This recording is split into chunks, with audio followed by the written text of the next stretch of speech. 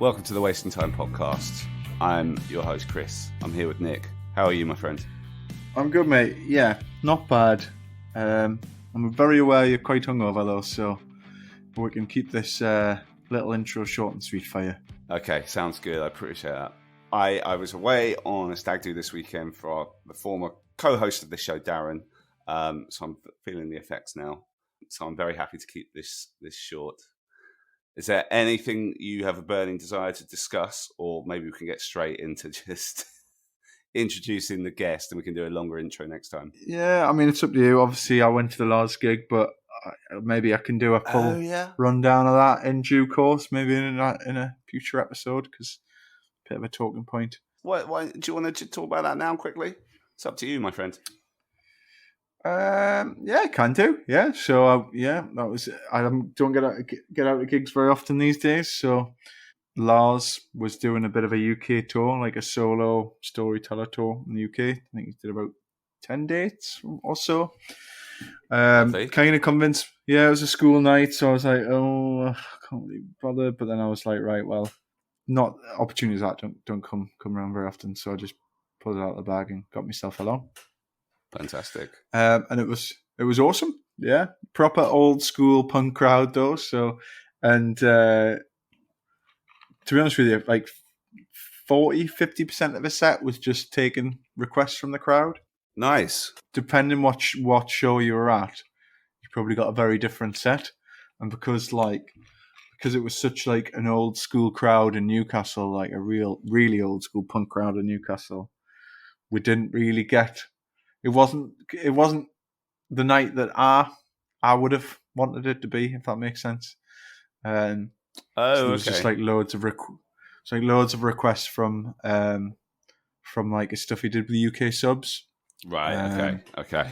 Wasn't much Rancid at all. What Rancid songs did he play? He did Avenues and Alleyways, which was really cool because it was like a storyteller set really. So every kind of song he did he chatted about and kind of put a whole story behind it. So yeah, he did Avenues and Alleyways right at the end, and that was kind of, he talks about how it really put them on the scene from like a anti-fascist, anti-racism kind of like movement in the music scene at the time. He's had a story about Gene Simmons coming up to him at a gig. We were playing with Kiss somewhere, and Gene Simmons came up to him and like thanked him for writing Avenues and Alleyways, and given the Jews a break in the in the music scene and in that movement. So he said like that was a really random night.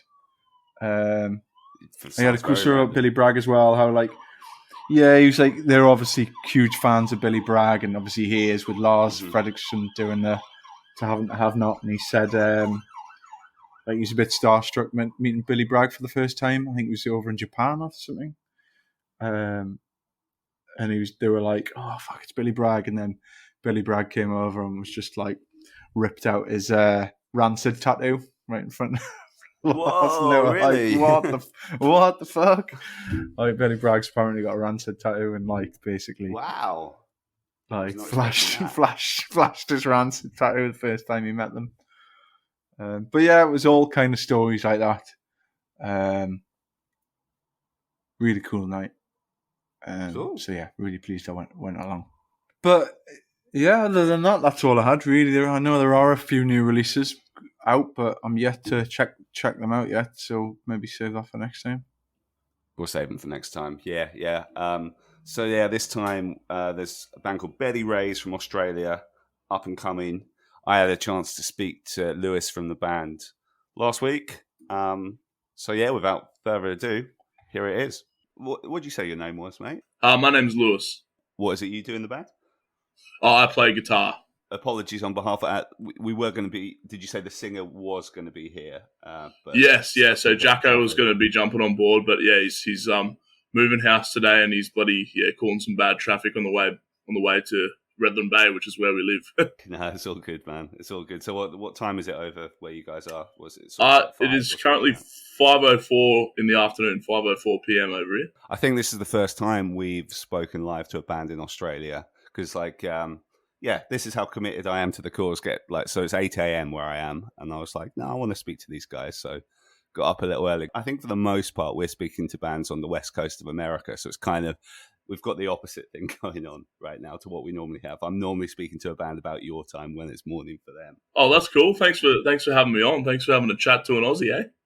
What's the area you said you just mentioned it? Where did you say you guys are based? Yeah, so it's like southeast Queensland. So it's like basically 40 minutes south from Brisbane, like a little coastal town called Redland Bay, and that's sort of where we got our name for the band from as well. Things are pretty busy in your camp at the minute.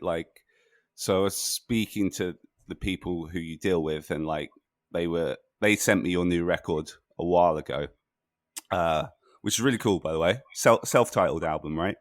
Yeah. No, cheers for that. So, how are you finding that's been received since it's been out? Oh, it's been great so far. We've been getting some really good responses from people in the industry, other bands, and all our fans have been loving it. And we got number one vinyl album in the ARIAs on the first week of the release, which was a crazy amazing achievement. We had no idea it was gonna go that well. So yeah, it's been really, really good so far. A lot of the songs on it, are they songs? It looks like some of them are songs you've had for a while. Is it kind of like the case of you pretty much had the material for this album for a while, but you've just kind of wanted to stretch it out and, because I guess there's no rush to do a full album these days. I mean, yeah, so we're pretty much on the single train for the past couple of years. And, we've always sort of wanted to do like a debut album. And we thought, well, do we chop all these singles out of it and just, make a whole new album, or do we keep them in there and, just add a few more ones on top? And we thought, being our debut album, we wanted those singles because they were sort of the ones that set us on the trajectory that we're on now. So we wanted to include them in the album, as well as, there's a couple of older tracks on there as well that we sort of reworked. Right. And then there's quite a few fresh ones on there as well. So we thought, all of those mixed in together would make a great debut album, and that's why it's 14 tracks long instead of your standard 10-track album. I always feel like I'm always slightly put off when I see an album that's kind of over 12 tracks. I don't know why that is. I mean, it should be the more material, the better. But I mean, yours was cool. It flows through nicely. It doesn't seem to outstay its welcome, which I guess is speaks to the strength of the songs, I suppose. Oh, cheers. Yeah. Well, I guess a lot of some of the songs are sub 2 minutes. So, it might say 14 tracks, but it probably feels more like 10 or 12. So are you touring the album? Is it next month? Do you start touring the album? So we actually started the tour last week. So we started on the Sunshine Coast in Queensland. And then, we got a week off, and then we pretty much all hands on deck after that. An Australian tour, what's it like? Because do you tend to do the smaller towns, or is it because my knowledge of Australia is minimal compared to obviously the UK and the States and Europe.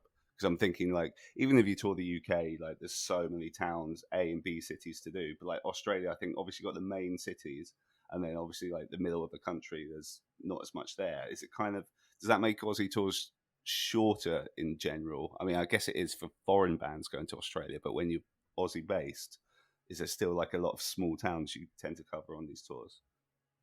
So basically, on the main tours, we hit all the capital cities up, and basically a few cities in between as well. So basically all down the east coast we'll do, except for North Queensland and stuff, because that's considered regional. And basically do all the capital cities. And we hit up Newcastle and Wollongong and stuff like that, which is sort of north and south of Sydney. But we have done a regional tour before where we sort of just went to regional towns in Queensland where we're from.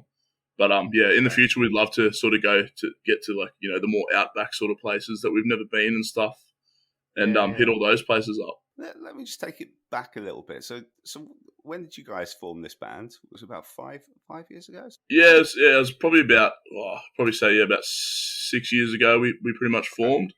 But we were sort of mucking around for the first couple of years, we're just playing backyard shows and, playing weddings and sort of party gigs and stuff like that. We didn't actually really hit our local scene until probably 2-3 years into the band. Okay, so comparatively recently, were you guys in bands prior to this, or was this kind of like your first kind of proper? No, this is the only one. Yeah, so we've all been best mates since we were 6 years old, and yeah. I read yeah, that. yeah. So we just grew up playing guitar together and stuff like that, and Benny, our drummer, sort of learned to play drums off the Guitar Hero World Tour thingo. So he learned to play drums off that, and Brad's old man is he's a great musician as well, and he sort of taught Brad to play bass, and he plays in a rockabilly band, and so Brad would always have to play along with him, play these bass lines and stuff like that, and that's how Brad sort of got good at bass, and then after school we're like, oh, let's give this a go, and just started playing covers and stuff like that, and then we thought, oh, we'll write some of our own tunes, and rest is sort of history. That's cool, man. So, what kind of covers were those in the initial days? Like, because I can hear your sound now. So, was it bands of that kind of genre? What kind of? Just like punk music, like we'd play like Green Day and Blink-182 covers, like some Chili Pepper covers as well. We love this band called Fiddler from America. I remember we used to nail one of their covers back in the day. Yeah, I know them. Yeah. So it was all that sort of stuff, just like any sort of punk music that we could recreate and sort of work in with our sound, we'd do it. What kind of Aussie punk bands at that time were you looking up to, and like who were like, or who were some of the Aussie contemporaries in the genre once you kind of started taking the band seriously? We all grew up sort of listening to like Sunny Boys and stuff like that. Sunny Boys, Hoodoo Gurus, a couple of great bands like Aussie Crawl, like all those sort of old Aussie pub rock bands we grew up listening to and we all looked up to for sure. But definitely the main bands that we all loved was Green Day, Offspring, and Blink-182. That was sort of our main inspirations, I reckon. Yeah, I mean, obviously that makes sense. Like listening to the music you ultimately kind of gravitated towards. It's cool though, man. Like it's because I find it frustrating when Aussie or UK bands like kind of make music, I guess, in the genre that you guys are, but it just sounds American. Do you know what I mean? Yeah. Whereas, like, I think like you got to like wear your influences on your sleeve, but like put your own spin on it, particularly if you're Aussie or UK. Yeah, definitely. How soon in the band did you kind of get touring? What were some of those early tours like? Oh, to be honest, it took us a while to go for a tour. So I think 2019. Oh no, sorry, it would have been 2018. Would have been our first like proper interstate show. We drove down to Newcastle, which is probably a good 8-hour drive from where we live. So we drove down there, played this little pub, like this little Irish pub, which it was pretty random, but it was a bit of fun. It was like during a heat wave, so it was hot as buggery, but it went all right. And then in 2019, we actually went and played our first show in Sydney, which was pretty cool.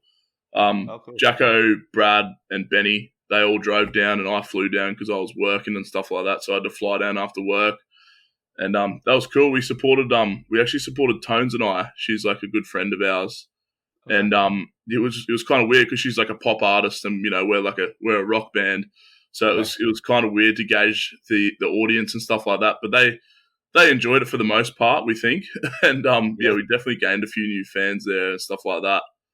But and we also put on our own show while we were down there as well, which was cool. But that's sort of how it started out. And then I think we did our first actual proper tour, first actual like headline national tour was last year. Who were you out with on that? Sorry, we had like local supports and stuff like that. But we had our good mate Radolescent. They're from the Gold Coast. They played a few shows with us. And down in Melbourne, we played with this band called Sophisticated Dingo. Great band name, and they're a great band as well. They're a two-piece. So yeah, we played with them, and that was really cool. We sold out a couple of the shows as well. So yeah, that was great. And has that been it for touring so far? And yeah, and then we did another one. We did another one at the start of this year as well. And we took Radolescent again with us. Okay. And Sophisticated Dingo came on the whole tour this time. So. No, that was great. We had a really good time, and I think we sold out all the shows, and that was a bit of a bigger one as well. Like we actually hit up all the main cities except for Perth. We couldn't go there that time. Okay. But and now we've got a whole album tour, and bigger venues to sell, and we've got Baker's Eddy and Towns. They're our supports this time. Great bands, definitely check them out if you haven't heard of them. And it's gonna be sick. And like, how do you personally find it? And I guess the rest of the band, like, so are you still working day jobs presumably throughout the year, and then kind of as the tours are going up, trying to balance this with the band more and more? Like, how do you find that process? Yeah, so I worked as we're all tradesmen, so we all got our trades when we left school, and I worked up until about March this year. I worked full time as a diesel mechanic, and but I quit that because I don't know, I just couldn't. I was having to take too much time off work, and they were sort of going, "Hey man, like what's the go here? Like we want to support you, like you're in a band and stuff. We think that's great, but we're trying to run a business here." So I sort of just hung up the boots, and I've just been cruising lately. It's been nice. Been focusing on the band a lot more, and it's been good. But I'm going to pick up a bit of part-time work. But yeah, the rest of the boys sort of just work part-time as well. But basically up until this year, we all worked full-time jobs, and it was hard going doing that in the band. Obviously, once the band asks more and more of your time, it's difficult with your jobs, and then I guess as well, like as you're building the band, you have to put like money into it as well. So it's always like a tough process, right? Definitely, yeah. Based on everything you said, presumably you only toured Australia so far, right? Yes. Okay. Yeah, so we've only toured Australia, but we have actually been to Thailand before and played a festival over there in 2019, which was that was insane. How was that? It was so good. There was like a heap of Australian bands that came along as well. There was like June Rat's Verge Collection. There was this band from America called Gym Shorts and Turnover, and like a heap of local Thai bands as well. And that was sick. It was at a wake park, and we just got to play with these like bunch of sick ass bands like over in Thailand. So we just treated it as a bit of a holiday, like we paid for it ourselves and stuff like that. And we stayed over there for about 3 weeks. It was like a week and a half after the show as well, and just checked out the place. So that was insane. That was really, really fun. Then we took a big group of mates with us as well. Sounds amazing. What were the Thai audiences like? Were they receptive to you guys? Yeah, I think they're not as wild as we got over here in Australia. Like we're party animals over here, but they sort of stood there and appreciated it a lot more, and actually took it in rather than swinging arms and going crazy sort of thing. Got you. So you guys talked about tours, European or US tours. Like, is that something potentially on the horizon for you guys anytime soon? Yeah, definitely. Yeah, we're going to come over in March next year, so that's going to be sick. I don't think it hasn't been announced yet, but I can't reveal too much. But we're coming over there with a band that we know and love, and it's going to be sick. We're supporting as well, so that's going to be really good. Oh, okay. I'll look forward to that. Is that, can you, obviously I'll try not to ask too much because obviously you can't say, but is that a band from your country or European or American? Yeah, okay. They're Australian. Have you been to Europe or the UK before? No, I never have. None of us have actually. So it's going to be wild. I'm really looking forward to it. The only country I've been to is Thailand. I've never been to any other country before. Wow. Okay. Wow. Yeah, that's going to be an experience, like doing it as a tour for your first time, man. Definitely. Yeah, I'm kind of London based, so I assume if you're coming to the, can you say if you come to the UK, can you not say if you come to the UK or not? Yeah, we're coming to UK and Europe. It is UK. Sorry, man. Yep.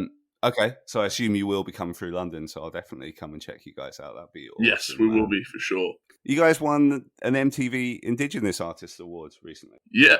Oh, so we got, I think it's the Indigenous Artist of the Moment we got, which was really, really special and really important to us. So we were stoked as about that.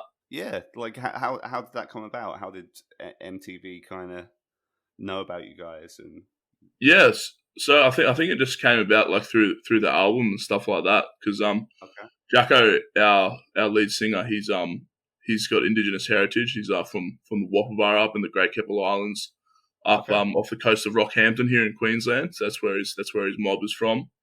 And so like we identify as an Indigenous band. And I think we must have just been on their radar, and they picked us. So yeah, we were stoked as about it. So we know we got the European trip March next year. Currently on tour, or recently started tour for the album.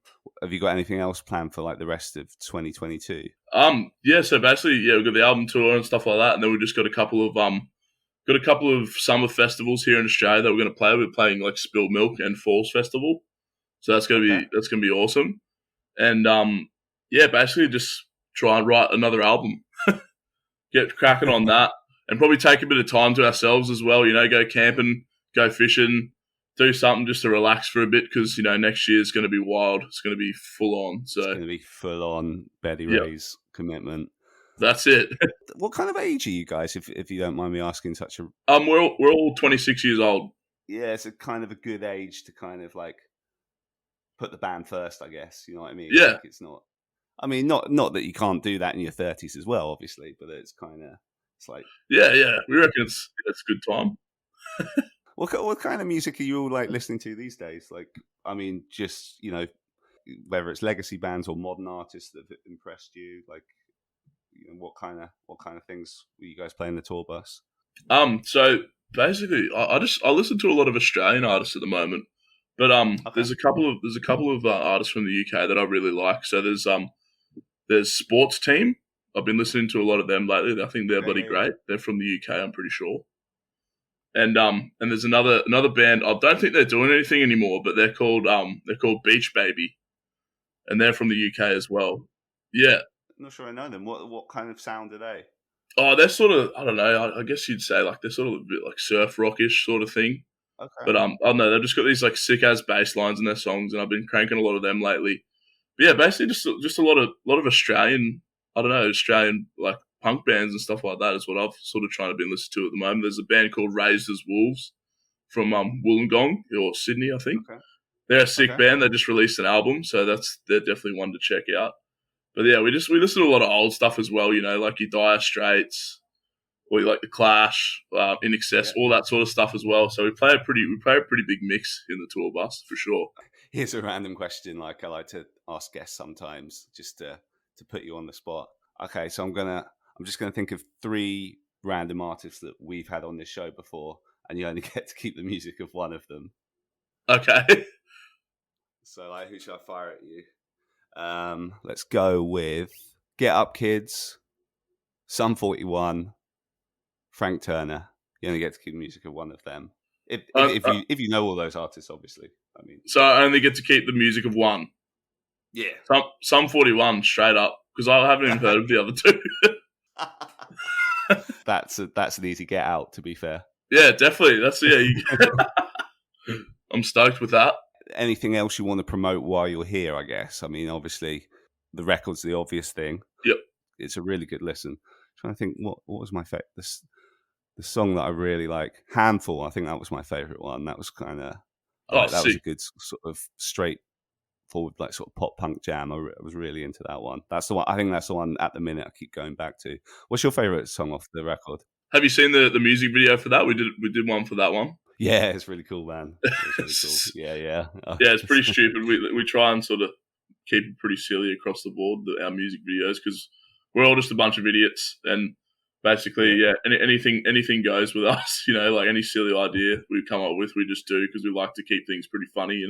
Have you got any more videos to come out from the record, or have you kind of covered enough of the songs at this point, do you think, with them? Yeah, so no more music videos at the moment, but we're doing like a little documentary, so we're working on that. Nice. Okay. Yeah, it's basically just like, it's about our hometown, it's about where we grew up, what we used to get up to when we were young fellas and stuff like that. And what we did was, because our town, it's nothing special, it's just a little coastal town. It's a suburb basically. There's nothing really special about it. But it tied in with our name, we identify pretty strongly with it. And we had a show at the community hall here. So that was pretty cool. Like, because you never get gigs in Redland Bay, they're just unheard of. Maybe they used to have them at the pub, but not anymore. So we had like a big show, and a lot of people came. So that's going to tie into the documentary as well. And it's basically just lets you know a bit about us and what we're about. You mentioned like making new music and stuff. Have you got a few songs kicking about that'll be on, that you might want to track anytime soon? Yeah, we're working on a couple, but they're not finished yet. We're sort of just we're in the honeymoon phase of the releasing the album as well. So I think we've sort of taken a bit of a step back from writing, but we do have a couple in the mix. None of them are done yet, but yeah, Jacko and I were actually working on a little song the other day, and that we're pretty excited about. So yeah. Is it kind of staying in the same lane as it is, or do you want to move in a bit of a different direction next time? Oh, it's quite similar. I wouldn't call it exactly the same, but it's sort of hard to say at this stage because it's not really done yet. You know, we're just working on a chord progression and a few lyrics and stuff like that. But okay, yeah, it's pretty Beddy Rays, I'd say. Yeah, that's what you want to do. I mean, like when bands try and step away too much too quickly, I always think that's a mistake. You know. Yeah, definitely. You know, you've got your fans in the genre that you've crafted, so yeah, that makes sense to kind of stay where it is, man. You know. Yeah, exactly. Especially this early on. Yeah, man. Like unless there's anything else you want to bring up, I reckon we can probably wrap this up in a minute.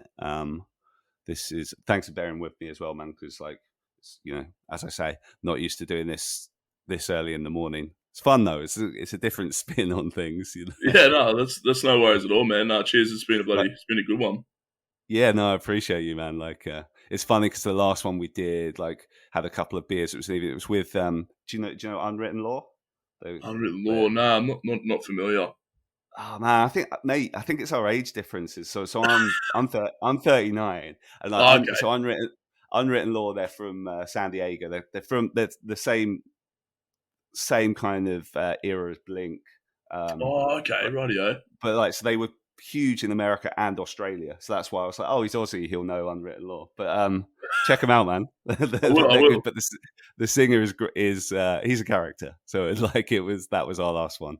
But, okay, rightio. Yeah, for sure. I'll definitely check him out. What'll probably happen, I'll probably put him on and go, oh, I do know these guys, I just didn't know them by name or something like that. That always happens. Yeah, I'd be surprised if you didn't know any of their tunes, but yeah. Anyway, yeah, man, like this has been really cool. Yeah, I appreciate it's been cool, like getting to know your band as well, because you know I didn't know you guys until your people reached out. So this has been a huge bonus, and I'm looking forward to seeing where you're going next. And I'll definitely check you guys out. Come and say hello, grab a beer when you're over here in March next year. That'd be awesome, man. Yeah, for sure, man. Cheers heaps for having us on, and yeah, looking forward to coming over to your side of the globe and playing a few songs for you.